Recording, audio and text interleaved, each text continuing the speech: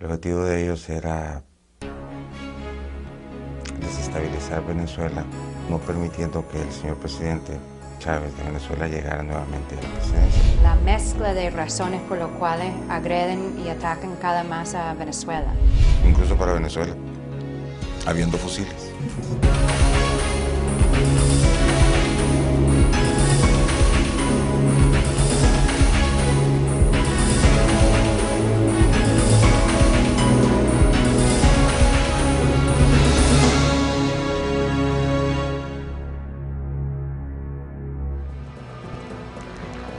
La detención en Venezuela en 2010 del terrorista Francisco Antonio Chávez Abarca y sus declaraciones demuestran el vínculo existente entre sus acciones criminales del pasado bajo las órdenes de Luis Faustino Clemente Posada Carriles y los planes subversivos del presente.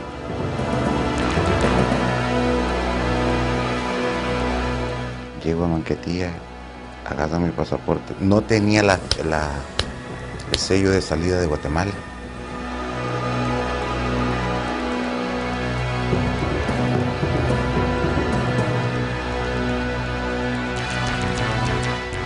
Llantas, hacer disturbios de la calle, la otra que podría hacer es que le caiga atacar un partido político para que le caiga a otro, porque no se llevan o porque por lógica no son afines, ¿verdad? Por principio, por conveniencia diferente. Entonces ahí instantáneamente los pone a pelear.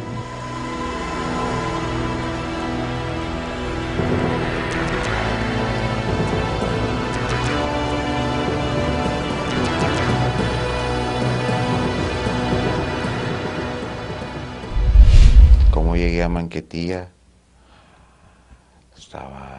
acababa de salir preso en El Salvador. No sé cómo le dicen ustedes los cubanos, nosotros le decimos estaba quebrado de plata, acababa de pasar 2 años, debía hasta el modo de andar. Solo te voy a decir una cosa. En ese momento me dicen que había un plan para Venezuela. Lo primero que digo yo, si se puede lo hago, si no, no. ¿Por qué viene usted a Venezuela? Señor, porque estábamos listos para poder hacer ciertas acciones de conspiración. ¿Cómo llegó usted aquí a Venezuela? ¿Cómo logró ingresar? De manera fraudulenta, con un pasaporte falso. Diferentes medios informativos confirmaban el 13 de julio de 2010 la aparición de otra ficha del rompecabezas conspirativo contra Venezuela y la región en general, la captura del venezolano Alejandro Peña Esclusa. Fue detenido el ciudadano venezolano Alejandro Peña Esclusa, quien está vinculado a partir de la información aportada por el terrorista Francisco Chávez Abarca a planes orientados y planificados para cometer hechos criminales en territorio nacional. Haciéndole seguimiento a informaciones aportadas por el terrorista Francisco Antonio Chávez Abarca, quien ha hecho una serie de señalamientos, pues estamos dando comienzo a esa serie de trabajos que vamos a realizar a partir pues de esa delación o confesión que nos aportó este terrorista. Hay material, evidencias que presuntamente sean de naturaleza explosiva, más de 100 cápsulas, se presumen también son cápsulas presuntamente detonantes, unas de calor, otras eléctricas. Y eso está pasando ahora con lo que sucede por toda América Latina. La mezcla de razones por las cuales agreden y atacan cada más a Venezuela. Obviamente, número 1, por el petróleo. Número 2, por lo que significa la integración latinoamericana. La pérdida del patio trasero de Estados Unidos, de su dominio en esta región. Y lo otro es la ideología. Que ellos ya decían que, bueno, ningún otro modelo es capaz de realmente beneficiar a la humanidad. El Congreso de Estados Unidos sirvió de cómodo escenario a los representantes de la extrema derecha norteamericana que propició el reforzamiento del bloqueo hacia Cuba y dio alas a la actividad terrorista de los intereses anticubanos. Robert Menéndez, congresista de New Jersey. político oportunista y ambicioso de origen cubano. Promueve ayuda financiera a la contrarrevolución, incluido el fortalecimiento de las emisoras de radio y TV Martí. Vinculado a la Fundación Nacional Cubano-Americana, relacionado estrechamente con el fallecido terrorista Arnaldo Monzón Plasencia, quien financió sus campañas electorales y la escalada de sabotajes en La Habana durante los años 90. Tradicionalmente su ayudante fue José Manuel Álvarez, criminal que asesinó en Estados Unidos al funcionario diplomático cubano Félix García Rodríguez. Uno de los más activos consultantes de Menéndez es Guillermo Hernández, también asesor personal de Posada Carriles. Negó los derechos de paternidad en el caso del niño cubano Elian González. Recientemente ha manifestado en círculos privados su preocupación por la captura del terrorista Chávez Abarca por temor a implicaciones directas. En El Salvador, en Hotel Radisson, cuando estábamos platicando, le dijeron a Posada que me contara a mí lo del avión de los cubanos.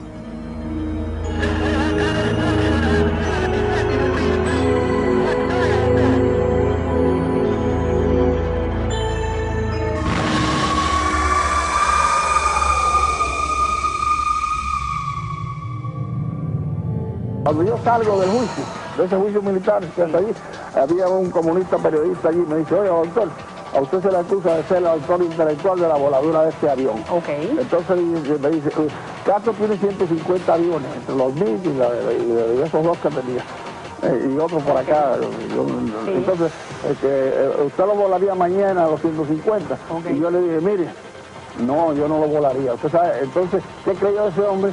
Que yo me estaba cobardando y que yo estaba, pudiéramos decir, teniendo miedo. Sí. Y le dije, y dice Mel: ¿y por qué usted no lo volaría mañana, doctor? Y le di una mala palabra que no se puede decir aquí. Y dije: porque lo hubiera volado ayer, chico. Orlando Bosch Ávila, terrorista internacional.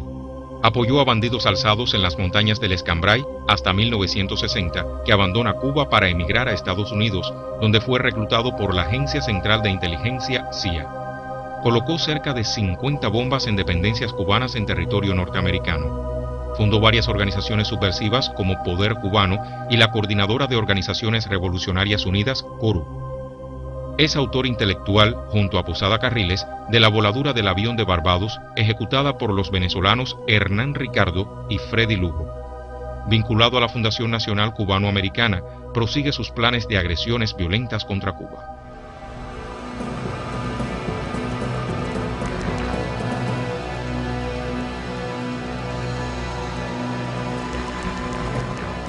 Posada me empezó a decir que era un avión, que había salido de Venezuela. Entonces él hablando dice que sí, que él en Venezuela había puesto ese avión y que lo había derribado. Y que había estado 7 años preso, pero que luego después había logrado fugarse de una cárcel y que se había fugado adentro de, que habían pagado unos policías de esa cárcel y que se había fugado adentro de un ropero.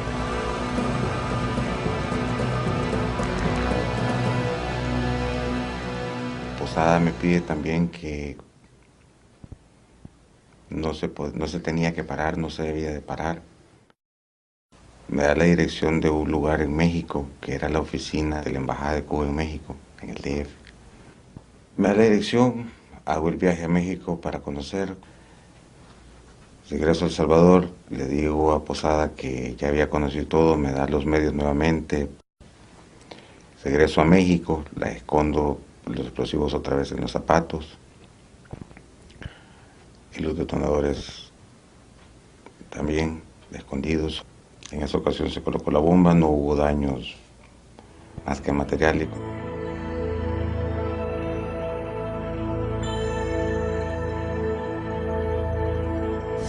Estaba en El Salvador. Cuando me llama Posada que estaba en Guatemala, que me fuera para Guatemala. El plan de atentado a Guatemala era lo que ellos me habían explicado. Tenían a los 2 francotiradores y a un entrenador, todos cubanos. Y se habían hospedado en el Hotel Crown Plaza y se iban a poner en la azotea del hotel. Entonces ahí se iban a colocar para hacer el atentado.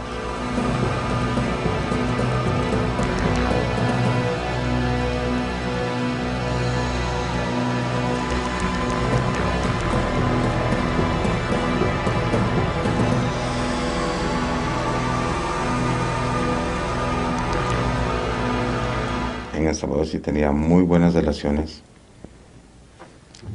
desde presidentes como Calderón Sol, Cristiani, que eran de Arena, que es el partido de derecha de El Salvador, Francisco Flores, Rodrigo Ávila, que fue director de la policía 2 veces, que con ellos se reunía, era amigo de ellos, asiduo de ellos. Todos visitaban a gente de la fundación en Miami, en Estados Unidos, en Florida. Todos los conocen, son de derecha. Pero a unos de ellos, por ejemplo, con Francisco Flores, salían a pescar juntos marlin. Salía San Feliu, Rivera, salía Posada. En noviembre de 2000, las amenazas públicas proferidas por connotados terroristas se hacían realidad en Panamá con el magnicidio organizado contra el presidente cubano Fidel Castro. Posada Carriles pretendía colocar en el Paraninfo universitario 34,44 libras del explosivo C4, con un radio de acción altamente destructivo en 200 metros perimetrales. Llega a mi casa en El Salvador, me lleva para un restaurante, para un Mr. Don, que es una cafetería grande. Y me menciona que tenía un plan, que había que ir a Panamá. Y en ese momento solo sabía, me dijo que era para matar al señor Fidel Castro.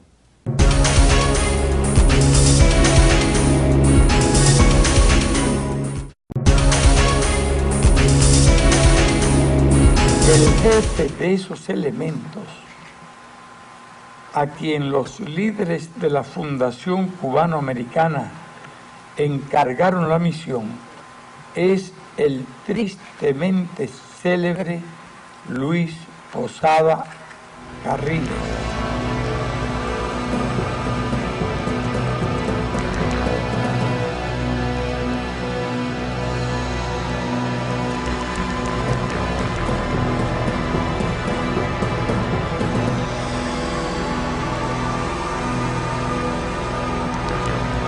Yo veo a Posada después de salir libre en Guatemala, en un restaurante que se llama The Fatality, carretera Salvador, en Majada, Pradera, Majada, Concepción. Y es ahí donde me cuentan de que le habían pagado a la presidenta de Panamá, Moscoso. Le han dado casa, parece que un yate o un helicóptero, dinero, como $1 millón. Embajador, buenos días. Es la presidenta para informarle que ya los 4 cubanos fueron indultados en la noche de ayer y que ya salieron del país. 3 van rumbo hacia Miami y el otro pues un rumbo desconocido. Hasta luego, un abrazo. Ellos salieron de Panamá para Miami, Posada se quedó en Guatemala y el dinero había llegado en el mismo avión privado que los había ido a traer a ellos a Panamá. Las políticas agresivas de Estados Unidos hacia Cuba se expresaban nuevamente a través de su brazo armado, los terroristas. En abril de 2001, llega nuevamente la ruta del terror a Cuba, con una infiltración armada de 3 hombres por Cayo Jutía, al norte de la provincia de Villa Clara. La operación fue financiada y organizada por el cabecilla anticubano Santiago Álvarez. Entre sus planes incluía volar el Cabaret Tropicana. Déjame hacerte una pregunta. El otro día que me dijiste lo de Tropicana, ¿tú quieres que yo haga algo allá? Si quieres hacer eso mejor, a mí me da lo mismo. Ahí se entra por una ventana con un par de latitos y se acaba aquello. Y es menos riesgoso. En septiembre de 2002, el terrorista Rodolfo Frometa Caballero anunció la constitución de la Alianza Militar Latinoamericana entre la organización que encabezaba Comandos F4 y la Junta Patriótica Venezolana, dirigida por el capitán venezolano Luis García Morales, radicado en Miami, para intentar destruir el proceso encabezado por Hugo Chávez. El interés de Venezuela, de ellos, de la fundación de Posada y de los americanos era por el petróleo. Y de la fundación porque si Cuba no tenía Venezuela, perdía su su hermandad o su hermano mayor que le ayudaba. En mayo de 2009, el presidente Hugo Chávez Frías denunciaba la preparación en El Salvador de un atentado contra su vida si asistía a la toma de posesión del mandatario Mauricio Funes. Estábamos a punto de salir a El Salvador cuando nos alertan de allá mismo nos alerta nuestra inteligencia, la inteligencia y los cuerpos de inteligencia del gobierno de Nicaragua, que está al lado, y con mucha experiencia, los sandinistas, y algunos amigos del mismo gobierno que se estaba instalando, de que iba a haber un intento de asesinato. Y luego se aclaró, Posada Carriles, desde Miami, sus aliados en Centroamérica y aquí. Como posibilidad, por los 2 fusiles base, pudiese ser la posibilidad de un atentado con el señor presidente Chávez. Cosas como esas, también de los atentados que se le hacían a los buques petroleros que iban Venezuela, La Habana, Cuba, para hundirlos o para impedir que llegaran, colocándole cargas explosivas. Y la otra también podía ser contra un candidato opositor para que la culpa le cayera al señor presidente Chávez.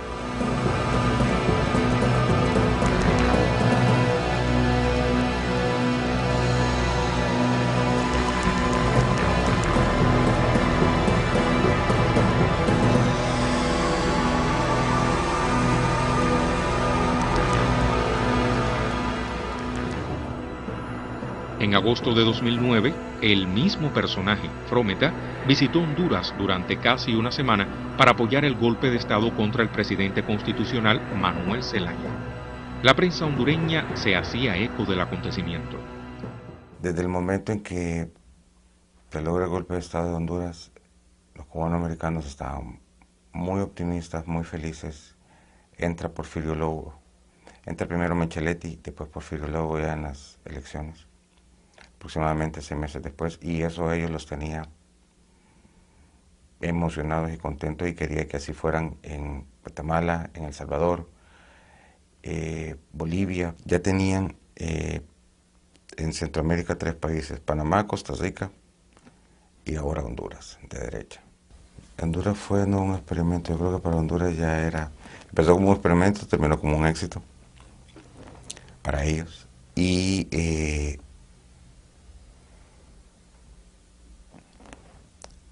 después de tener esa concepción de ese éxito, ellos andaban buscando cómo seguir en Centroamérica cambiando ese tipo de gobierno de izquierda. Y estaban en Guatemala, pensando en Guatemala porque era el país que hasta los mismos periódicos de Guatemala decían de que tenía las condiciones necesarias para un golpe de Estado.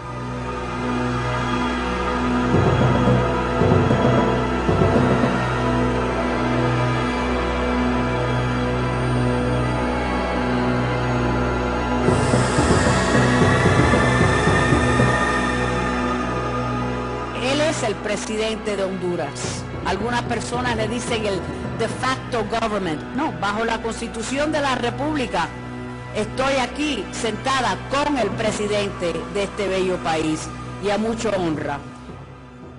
Ileana Ross Lehtinen, congresista de la Florida, comprometida con la ultraderecha, pieza clave en la liberación del terrorista Orlando Bosch, apoya financiamiento y desarrollo de Radio y TV Martí.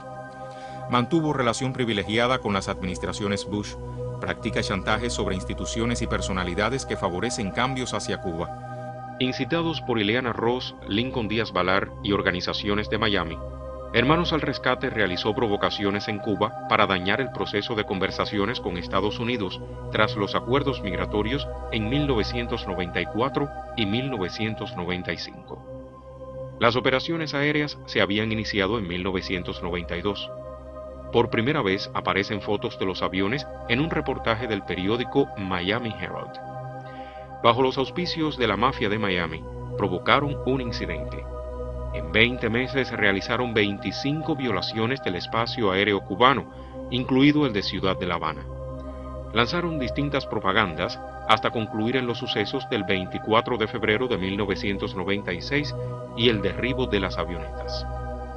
Esta provocación enrareció las relaciones cubano-estadounidenses. Estimuló la aprobación de la ley Helms-Burton, cuyo contenido impide soluciones de cara al futuro entre ambos países.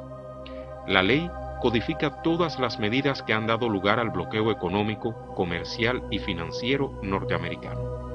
En 2008 promovió el indulto al terrorista Eduardo Arocena, autor intelectual del asesinato en Nueva York del diplomático cubano Félix García Rodríguez. Activa recaudadora de fondos para pagar a los abogados defensores de Posada Carriles. Solicitó la inclusión de Venezuela en la lista de países terroristas. Con Lincoln y Mario Díaz Balar, viajó a Honduras a respaldar a Micheletti y el golpe de Estado.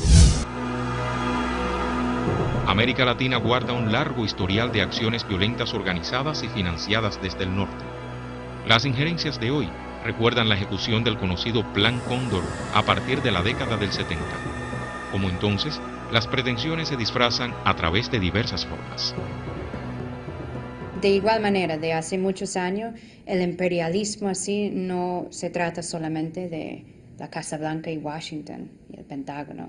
No, el imperialismo es un conjunto de corporaciones multinacionales, instituciones financieras, grandes bancos, corporaciones mediáticas, el complejo militar industrial. O sea, no es solamente Estados Unidos.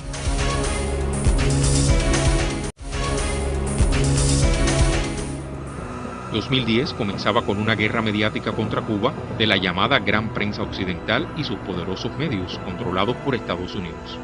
Una manera de acompañar el programa de acciones terroristas hacia nuestro país y una prueba irrefutable de las razones que Cuba defiende. En febrero de 2010, la organización Alfa 66 celebró su congreso anual en el cual aprobó la continuidad de la lucha violenta como forma de combatir al gobierno cubano. Entre los invitados se encontraban conocidos personajes de este mundo del terror: Luis Posada Carriles, Osvaldo Mitad, Orlando Gutiérrez y Silvia Iriondo. Días después, y coincidentemente en marzo de 2010, en horas de la madrugada fue atacada la residencia del embajador de Cuba en Guatemala con proyectiles explosivos disparados por un lanzagranadas que causó daños materiales. El diario El Periódico publicaba la información. La Embajada de Cuba formalizó la denuncia ante el Ministerio Público guatemalteco, registrada como denuncia verbal MP 001-2010-31323. En junio de 2010, el congresista republicano Lincoln Díaz Balar reivindicó la validez de las ideas de su padre a fin de reactivar la organización contrarrevolucionaria La Rosa Blanca. Lincoln Díaz Balar, congresista de origen cubano de extrema derecha. Fuertemente vinculado a la política más radical de Estados Unidos contra Cuba, en junio de 2010 invocó las ideas de su padre Rafael Díaz Balar, uno de los principales ideólogos de la Rosa Blanca y padre también de Mario, congresista norteamericano, a fin de reactivar la agrupación y las acciones contra Cuba. En 1959 fue fundada en Nueva York la Rosa Blanca, primera organización contrarrevolucionaria compuesta por esbirros de la dictadura de Fulgencio Batista que huyeron de Cuba por sus abusos y crímenes. Desde el principio se aliaron a la Agencia Central de Inteligencia, CIA, y al dictador dominicano Rafael Leónidas Trujillo para organizar un levantamiento en el Escambray. A partir de 1959, quemaron escuelas, campos de caña, viviendas y textileras, con un saldo de numerosos cubanos heridos y mutilados, así como daños económicos de consideración. Entre las numerosas plagas que asolan América Latina, aparece también el dengue, con un alto índice de mortalidad que no distingue entre niños o adultos. El Salvador no escapa de esa realidad. Tampoco los médicos cubanos distinguen a quién salvar cuando se trata de una vida. Hace años, 99 creo, primero se enfermó mi hija mayor, tenía dengue, pero fue dengue clásico. Pero de ahí se enfermó la chiquita, y ese sí fue mosaico. en ese momento llego a la casa y hablo con mi señora y le digo, mira, vámonos para el Nacional. Que la atienda. Y empieza a atender la doctora y todo y me dice, si la niña pasa viva, esta noche me dijo, ya estuvo, se sacó. La doctora cubana. No se cortó de ahí. La niña pasó la noche.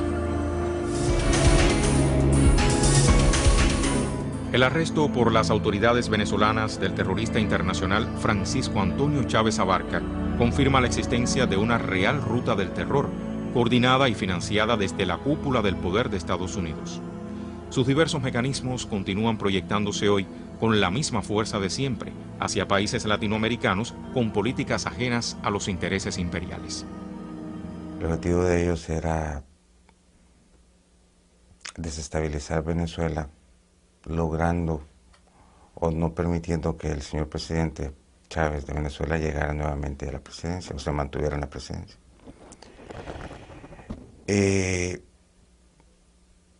Especialmente porque Venezuela posee una hermandad con Cuba, cosa que los cubanos americanos de Miami ni les parece ni les conviene. Y esa situación los volvía para ellos indeseables, incluso para Venezuela, habiendo fusiles, 2 Bazet 50, preferidos por la Fundación Cubano-Americana. En agosto de 2010, Washington incluyó a Cuba en la lista de países terroristas que cada año publica el Departamento de Estado. Una vez más, han resultado infructuosos los esfuerzos del gobierno cubano por lograr la colaboración en materia de lucha contra el terrorismo. 2010 se proyecta sin síntomas de cambios. En muestra evidente de su voluntad de que el terrorismo sea eliminado, el gobierno de Cuba guarda en sus archivos una amplia y fundamentada documentación de las comunicaciones entregadas a Washington.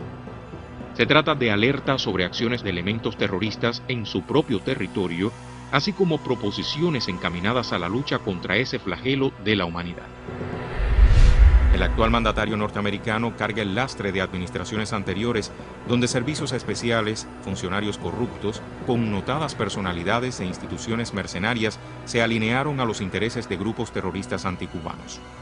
Muchas verdades ocultas deberán salir a la luz si se impone la voluntad de hacer justicia en casos como el de Posada Carriles y otros similares que continúan libremente su vida en Estados Unidos.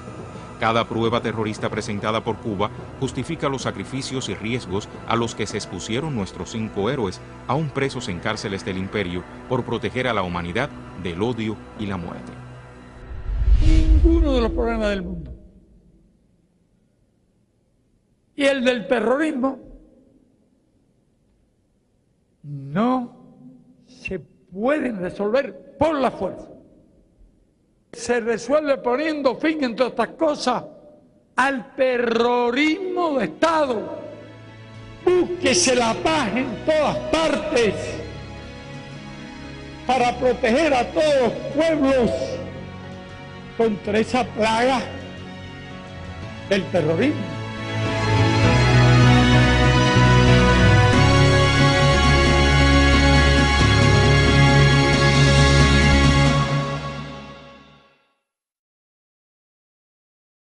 Medios informativos confirmaban el 13 de julio de 2010 la aparición de otra ficha del rompecabezas conspirativo contra Venezuela y la región en general, la captura del venezolano Alejandro Peña Esclusa. Fue detenido el ciudadano venezolano Alejandro Peña Esclusa, quien está vinculado a partir de la información aportada por el terrorista Francisco Chávez Abarca a planes orientados y planificados para cometer hechos criminales en territorio nacional. Haciéndole seguimiento a informaciones aportadas por el terrorista. La otra que podría hacer es que le caiga bien. Atacar un partido político para que le caiga otro, porque no se llevan o porque por lógica no son afines, ¿verdad? por principio, por conveniencia diferente. Entonces ahí instantáneamente los pone a pelear.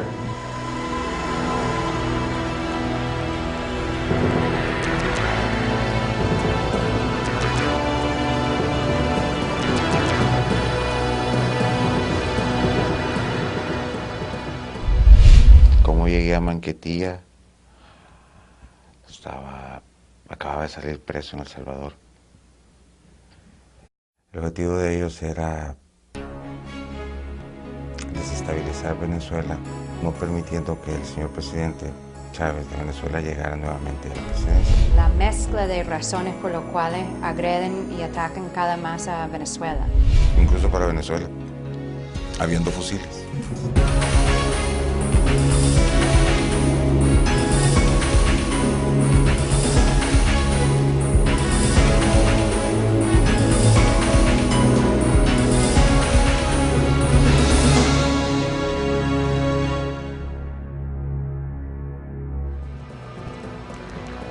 La detención en Venezuela en 2010 del terrorista Francisco Antonio Chávez Abarca y sus declaraciones demuestran el vínculo existente entre sus acciones criminales del pasado bajo las órdenes de Luis Faustino Clemente Posada Carriles y los planes subversivos del presente.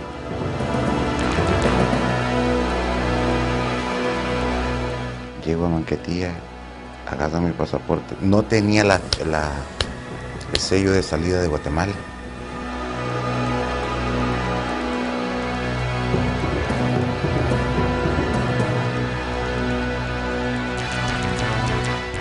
Llantas, hacer estudios de la calle.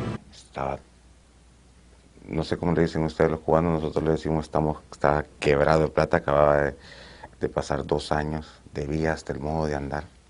Solo te voy a decir una cosa. En ese momento me dicen que había un plan para Venezuela. Lo primero que digo yo, si se puede lo hago, si no,